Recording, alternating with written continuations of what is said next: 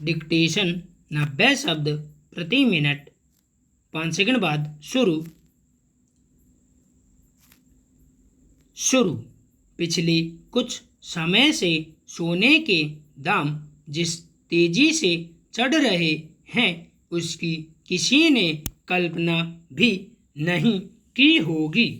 सोना अब 52,000 रुपये प्रति 10 ग्राम पर पहुंच गया है। इससे पहले यह इतनी ऊंचाई पर कभी नहीं गया, इसलिए महंगे होते सोने को देखकर एक बार तो मन में यह बात आना स्वाभाविक ही है कि काश सोने में पैसा लगाया होता तो भारी मुनाफा होता, पर हर निवेशक ऐसे निवेश का फैसला आसानी से नहीं कर पाता। पिछले साल अगस्त में सोना जब 40,000 रुपये प्रति तोला पहुंचा था तभी से संकेत मिल रहे थे कि आने वाले वक्त में यह पीली धातु आसमान छुएगी। अभी जो स्थिति बनी हुई है उसमें अगर सोना नित नए रिकॉर्ड बनाता रहे तो हैरानी की बात नहीं होनी चाहिए। सोने के रोजाना बढ़ते दाम से जहां निवेशकों की चांदी हो गई है, वहीं कारोबारियों और साधारण खरीदारों की चिंता बढ़ना भी लाजिमी है। देश ही नहीं दुनिया भर के सर्राफा बाजारों का अभी जो रुख बना हुआ है उसे देखते हुए हाल फिलहाल इसमें गिरावट के आसार नजर नहीं आते। हालांकि अब त्योहारी और शादी ब्याह का मौसम ज़्यादा दूर नहीं है, ऐसे में सोने की मांग बढ़ेगी। लेकिन अगर सोना सस्ता नहीं होगा तो खरीदार सोने को हाथ लगाने में हिचकेंगे। जब दुनिया कोरोना महामारी के संकट से गुजर रही है, वैश्विक अर्थव्यवस्था मंदी का सामना कर रही है, ज़्यादातर देशों की माली हालत लड़खड़ा गई है, इसके बावजूद सोने की चमक पर कोई असर नहीं पड़ा है, बल्कि यह तेज ही होती जा रही है। इसका बड़ा कारण यह है कि दुनिया भर में ब्याज दरें काफ़ी नीचे आ चुकी हैं, जमीन जायदाद कारोबार ठप पड़ चुका है, शेयर बाजारों की हालत इतनी खस्ता है कि निवेशक और हाथ जलाने का जोखिम नहीं ले सकते।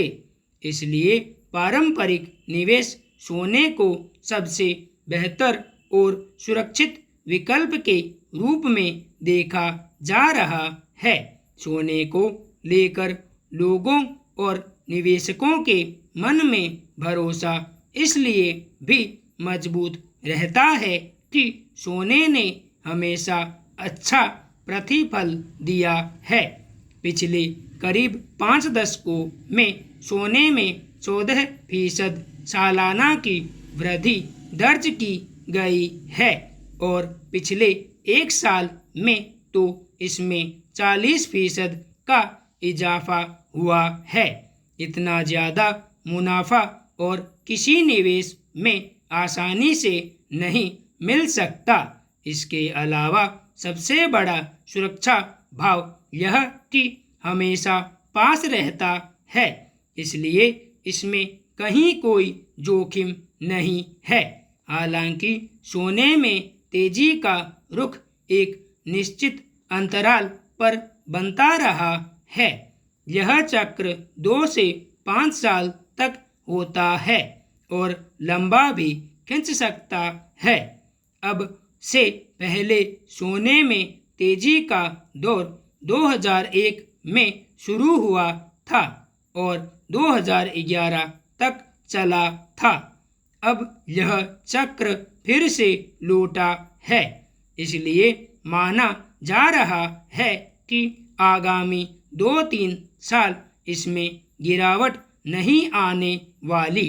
लेकिन जो लोग सोने में निवेश नहीं करते और सिर्फ ज़रूरत भर के लिए खरीदते हैं, उनके लिए मुश्किल यह है कि इतना महंगा सोना कहाँ से खरीदें। ऐसी सूरत में मिलावटी सोने का कारोबार बढ़ता है और सोने की तस्करी भी। मिलावटी सोना काफ़ी सस्ता मिल जाता है और आमतौर पर बाजार में शादियों के सीजन में खपा दिया जाता है। हालांकि इससे बचाव के लिए ही अब अगले साल जून से सोने के जेवरों पर हॉलमार्किंग की व्यवस्था लागू होगी।